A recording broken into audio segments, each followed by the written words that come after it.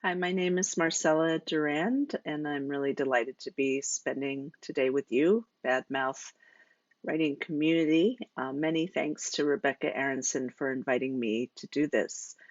My, I'm the author of several books of poetry. The most recent is To Husband is to Tender, which was published last year by Black Square Editions.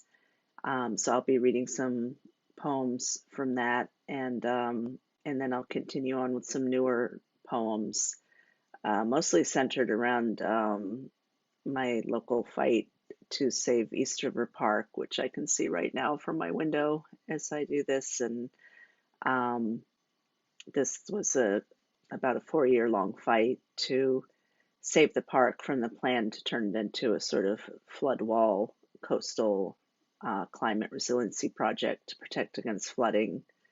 But the way it was planned will add to the causes of climate change. And anyway, so I've been writing a lot into that, into the language that was used and what it means to write poetry that has current political events in it, and so on. But I'll begin with To Husband is to Tender, which I began writing after the last president was elected as a way to see poetically into a different way of living within a marriage, inside a larger culture that shaped uh, relationships into something that was not so tender. And I wanted to find that tenderness again within language. And I did a lot of research into the origins of the words husband and wife and the histories, and what it is like to move those around and change them a little bit. And there's also a lot of birds in all of my work continually. I have a bird who may speak a little bit during my reading, and I do a lot of bird watching as well. So, To Husband is to Tender, and this is by my husband, Richard Oressa, a visual artist. So, thank you again for listening. To husband is to tender, to tend to, as if one depends body and soul and mind upon who, who, whom one is tending. A husband is with whom we are tender, to tend, to take care of, to watch carefully. As if one could be snatched away by the wolf, she or he wolf, they wolves, as if everyone is fragile on the watch of the husband. Husband watches who comes over the hills. Husband observes, and observant husband who may or who may not feel responsible. If observation is part of being a carnivore, if the husband observes the carnivores, protects against. To husband is not just to protect or to own, to protect one's own. Think of the husband as a partner or as part of a collaboration. Think of the space between the husband and yourself, the space and steps between husband, the space of air and sound to husband. A possible space between husband and husband. The space between husband and what it is to husband. A space in which what happens but together. To think and rethink tenderness, act and enact tenderness. To tend to the husband, to accept tender the husband, the husband, the husbanda, the husbandi, the hus, the bua, the house dweller, the householder, holds the house together, all the bits and pieces of a house.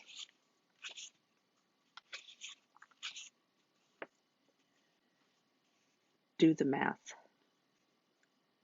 Marriage may be duos, trios, or more, may be a web of connections, a network, a scaffolding, a grouping of two multiplying to groups and larger groups, a kin to kin and more kin, visiting kin, spending time with kin, Marriage becomes entry and part of a giant network of kin.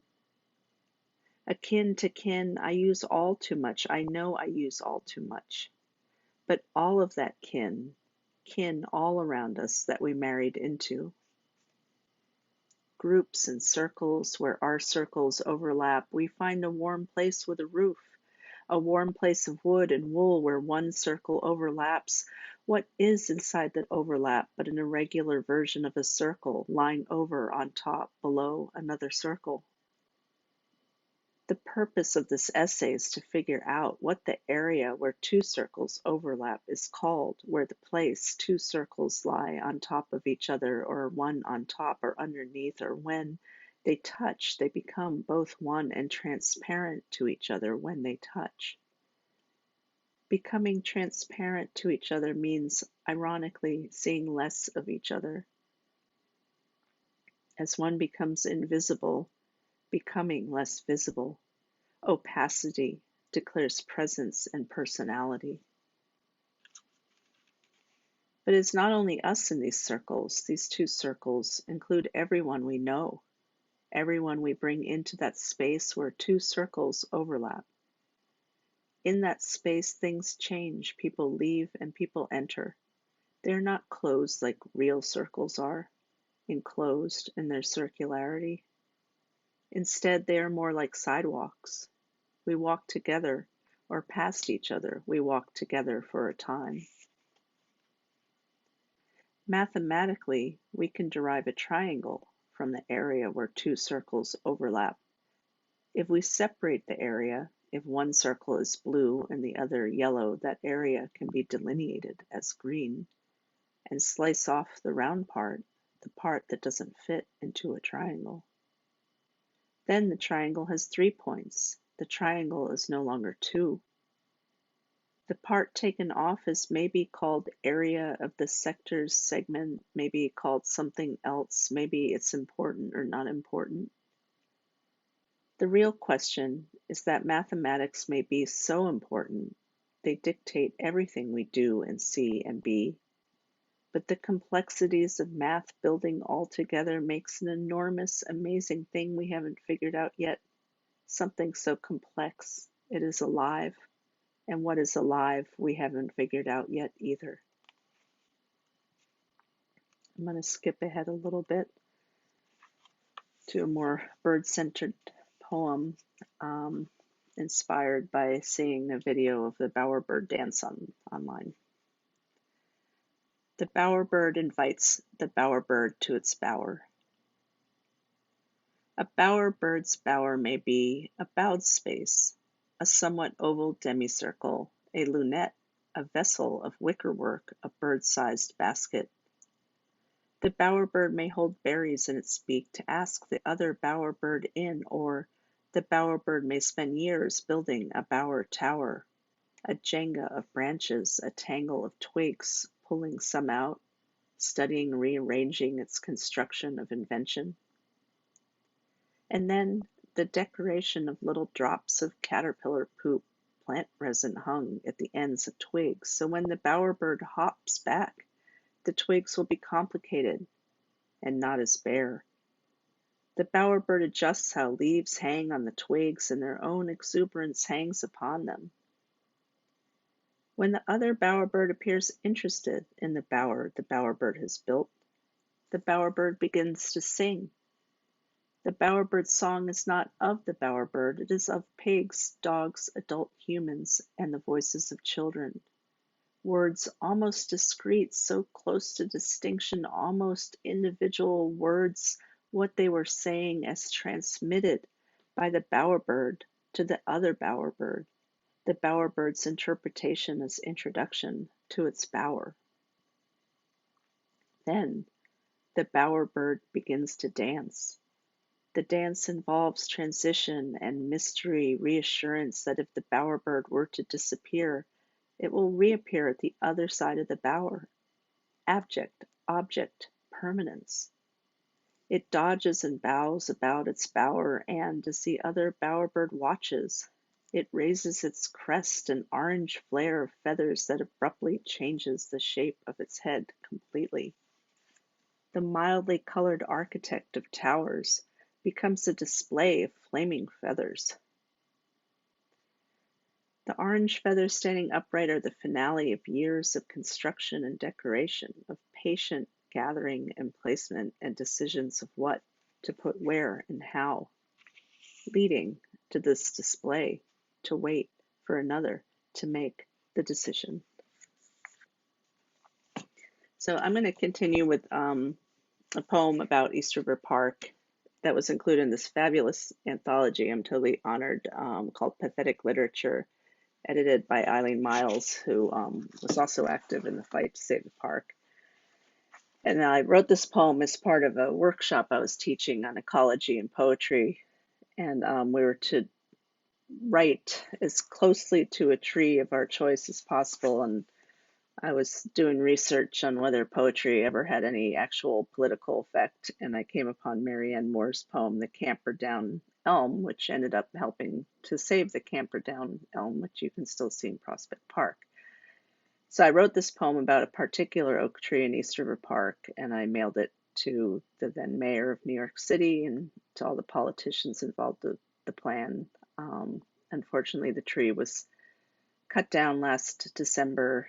I did not have Marianne Moore's success, but I'm still hoping that slowly awareness of the value of trees to the urban soul will be raised.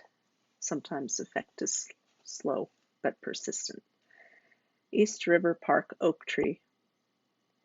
Dear Mayor Bill de Blasio, I choose as my tree an oak that stands somewhat alone in a triangular lawn-like space facing the East River in East River Park, which is slated to be demolished this coming spring per your opaque and confusing plans to, at some point, protect the Lower East Side from flooding during superstorms. The oak is large, surprisingly large, meaning that it must also be old, but probably not older than the park's original construction in the 1930s.